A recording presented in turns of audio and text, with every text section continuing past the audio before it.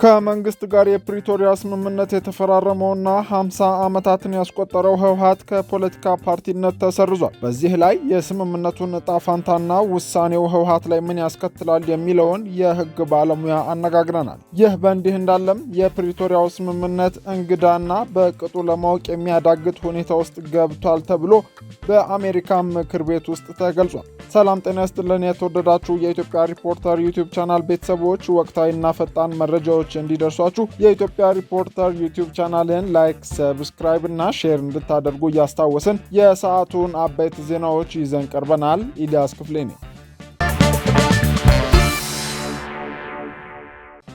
የፕሪቶሪያው ስምምነት እንግዳና በቅጡ ለማወቅ የሚያዳግት ሁኔታ ውስጥ ገብቷል ተባለ። የፕሪቶሪያ ስምምነት በእንግዳ ሁኔታ ውስጥ ነው ያሉት የአሜሪካ የፖሊሲ አማካሪ ሴናተር ቫን ሆለን በኢትዮጵያና ኤርትራ መካከል ተፈጠረ ስለተባለው ውጥረት ለቀረበላቸው ጥያቄ ምላሽ ለሴኔት አባላቱ ሰጥተዋል። ሴናተሩ በኢትዮጵያና ኤርትራ መካከል ያለውን ወቅታዊ ሁኔታ ሲገልጹት የሚንተከተክና ሊፈነዳ የተቃረበ ብለውታል። በትላንትናው ዕለት በምስራቅ አፍሪካና በተለይም በቀንዱ ላይ ያተኮረ የአሜሪካ ሴኔት የውጭ ጉዳዮች ኮሚቴ ችሎት ተካሂዶ ነበር። በወቅቱም የውጭ ጉዳዮች ምክር ቤት ተወካዩዋ ሚሼል ጌቪን በኢትዮጵያና ኤርትራ መካከል ያለው የሰላም ሁኔታ አደጋ ላይ መሆኑን አስጠንቅቀዋል። ለዚህም በምክንያትነት ያስቀመጡት የፕሪቶሪያው ስምምነት ጎዶሎ አፈጻጸምን ሲሆን ስምምነቱም ግራ አጋቢና ያልተጨበጠ ነው ብለዋል። ሴናተር ቫን ሆለን አሜሪካ ይህንን እየተጋጋለ ያለውን የኢትዮጵያና ኤርትራ ውጥረት ለመቀልበስ ምን አይነት ተጨባጭ እርምጃዎችን መውሰድ አለባት ለሚለው ጥያቄ አቅርበዋል። ምላሻቸውን ለሴኔቱ ያቀረቡት ሚሼልም ቀደም ብለው ሲነሱ የነበሩ ስጋቶችን አስተጋብተው በዋናነትም የሰላም ስምምነቱን በጣሰ መልኩ ኤርትራ አሁንም በትግራይ ክልል ውስጥ የመገኘቷ ጉዳይ አሳሳቢ ሆኖ ተነስቷል። እሳቸውን ጨምሮ የሃድሰን ኢንስቲትዩት ተወካይ ጆሹዋ መስርቤ የፕሪቶሪያ ስምምነት ሙሉ በሙሉ እንዲፈጸም ዓለም አቀፍ ጫና እንዲደረግ ሲሉ ጠይቀዋል። አያይዘውም ሁሉም አካላት የተስማሙበት ጉዳይ አለመፈጸሙ ግራ አጋቢና አጣብቂኝ ውስጥ ያለ መሆኑን ያመለክታል ሲሉም ገልጸዋል። በተጨማሪም የአፍሪካ ህብረት እንደ ረዳት ተወካይ ተቋም በጉዳዩ ላይ የበለጠ ጣልቃ እንዲገባ የተጠየቀ ሲሆን የፕሪቶሪያው ስምምነት አፈጻጸምን በሚመለከት በህወሓት በኩል ተደጋጋሚ ቅሬታዎች ሲቀርቡ መቆየታቸው አይዘነጋም።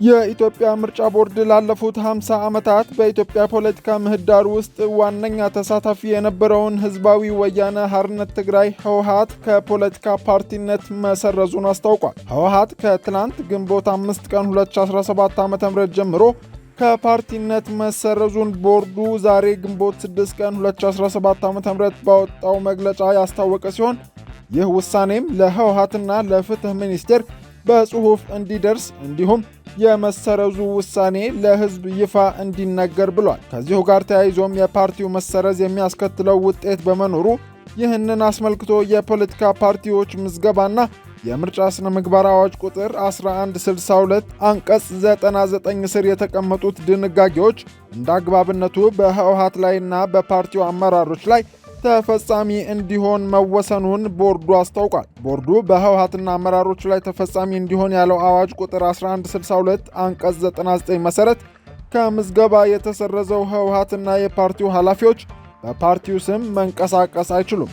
በተጨማሪም ፓርቲው ያለው ንብረትና ሀብት ላለበት ዕዳ መሸፈኛ እንደሚውል፣ ዕዳ የሌለበት ወይም ዕዳውን ከፍሎ የሚተርፈው ሀብትና ንብረት ደግሞ በምርጫ ቦርድ በሚሰጠው ትዕዛዝ ለስነ ዜጋና መራጮች ትምህርት እንዲውል እንደሚደረግ ተደንግጓል። በመሆኑም ቦርዱ ህወሓትን መሰረዙን ተከትሎ ተፈጻሚ በሚሆኑት የአዋጁ አንቀጽ 99 ድንጋጌዎች መሰረት ህወሓትና አመራሮቹ የፖለቲካ እንቅስቃሴ ማድረግ የማይችሉበትን ውጤት ያስከትላል። ህወሓት የፕሪቶሪያ የሰላም ስምምነት ፈራሚ መሆኑ ጋርና በምርጫ ቦርድ ውሳኔ መሰረት ደግሞ የፓርቲው አመራሮች በህወሓት ስም የፖለቲካ እንቅስቃሴ ማድረግ የማይችሉ መሆኑ የፕሪቶሪያው የሰላም ስምምነት ዕጣ ፈንታ ምን ሊሆን ይችላል ወይም እንዴት ሊፈጸም ይችላል የሚል አጣብቂኝ ጥያቄን ፈጥሯል። በዚህ ጉዳይ ዙሪያ ሪፖርተር ያነጋገራቸው የህግ ባለሙያና ጠበቃ አቶ አበራ ንጉስ ስምምነቱን ህወሓት ብቻውን የፈረመ ባለመሆኑ የስምምነቱ ተፈጻሚነት ከህወሓት ውጪ በተለይም በትግራይ ጊዜያዊ አስተዳደር በኩል እንደሚቀጥል ተናግረዋል። አክለውም በምርጫ ቦርድ ውሳኔ ምክንያት የፕሪቶሪያው ስምምነት ፈርሷል የሚያስብል የሕግ አግባብ እንደሌለ ገልጸዋል። እንደሚታወቀው እንግዲህ ህወሓት የፕሪቶሪያው ስምምነት ፈራሚ ነው። ይሄ ምንም የሚያካክል አይደለም። ግን ህወሓት የፕሪቶሪያው ስምምነት ሲፈርም በራሱ ካፓሲቲ እንደሆነ ፊርማው ስምምነቱ ወሳኝ ነው። የስምምነቱ አይነት ወሳኝ ነው። ከዚህ በፊት ትግራይ ላይ ሲደረጉ የነበሩ ጦርነቶች መጀመሪያ የትግራይ መንግስት ነው ጦርነት ሲያደርገው የነበረው። ህወሓት በዛ መሪ ድርጅት ነበር። ከዛ ቀጥሎ ጦርነቱ ሲካሄድ የነበረው ብዙ ኃይሎች የሚሳተፉበት ህዝባዊ ጦርነት የምትለው ቅርጽ የያዘ የብዙ አካላቶች ተሳትፎ የነበረበት ነው። ስለዚህ የጦርነቱ አካል ተከትሎ የተደረገው ስምምነት ህወሓት ብቻ ያደረገው ነው ማለት ግን አይደለም። ምክንያቱም ህወሓት ያልሆኑ ሰዎች በፕሪቶሪያው ስምምነት ተሳትፈዋል። ያ የሆነበት ምክንያት አንዱ የጦርነቱ አይነት ህወሓት የሚሳተፍበት ግን ሌሎች ኃይሎች የተሳተፉበት ህዝባዊ ቅርጽ የያዘ የብዙ ኃይሎች ተሳትፎ የነበረበት በመሆኑ ህወሓት እንደ አንድ ፈራሚ በስም ሲሄድ ህወሓትን የማይወክሉ የሌላ የህብረተሰብ ክፍል በጦርነቱ ተሳታፊ የነበሩ ፓርቲዎች፣ ኃይሎችም እንዲሁም ወታደሮችን የሚወክሉ ኃይሎች በፕሪቶሪያው ስምምነት ተሳትፈዋል። ስለዚህ ከስምምነቱ ማግስት ህወሓት ሲወጣ ወይ ደግሞ በስምምነቱ ማግስት በፕሪቶሪያው ስምምነት የተገኙ የተለያዩ አካላቶች ወክለው የተገኙ አካላቶች ስለወጡ ፕሪቶሪያው ስምምነት ፈርሷል ማለት አይደለም። ያ ማለት ግን እንቅፋት አይገጥመውም ማለት አይደለም።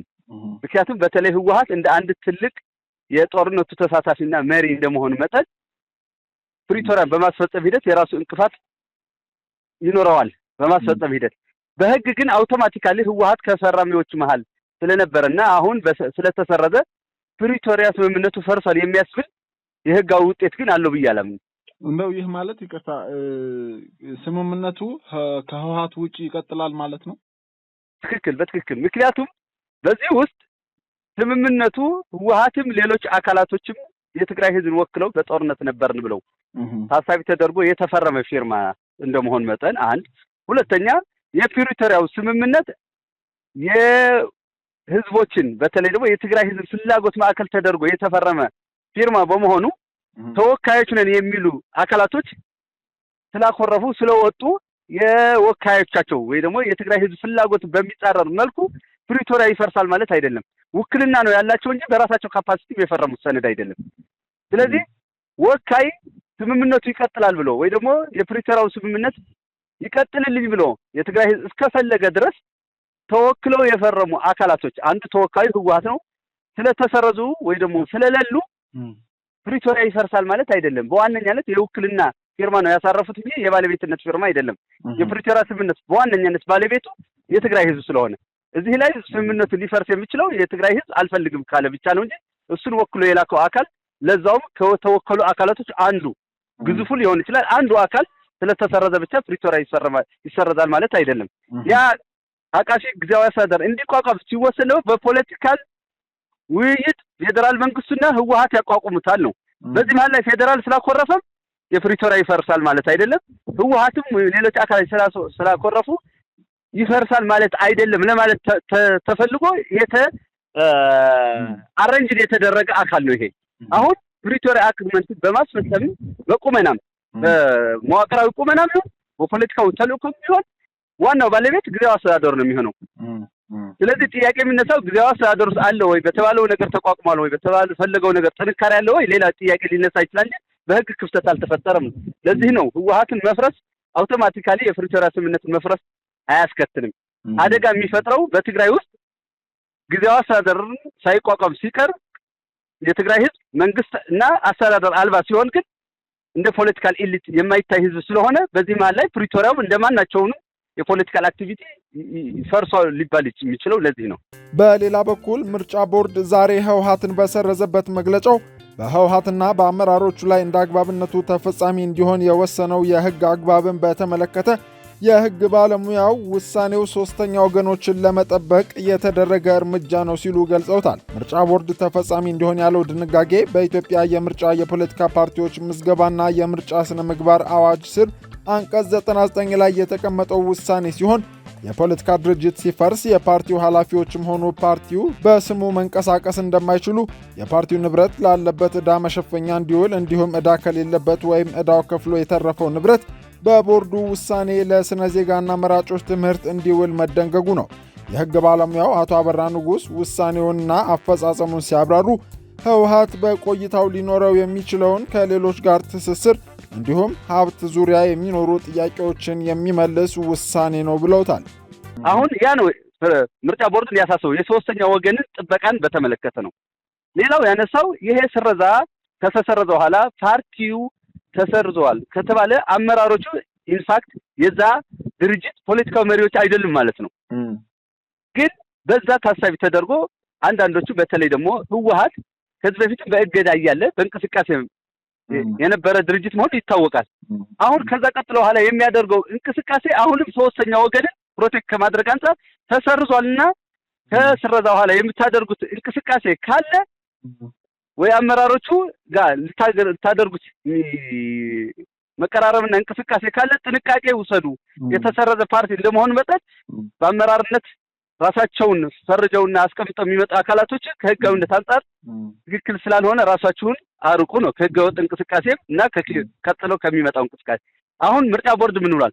ከዚህ ስረዛ በፊት በተለይ ደግሞ ከየካቲት 5 በፊት የነበረው እንቅስቃሴ በተመለከተ ሶስተኛ ወገንን ለመከላከል ሞክሯል።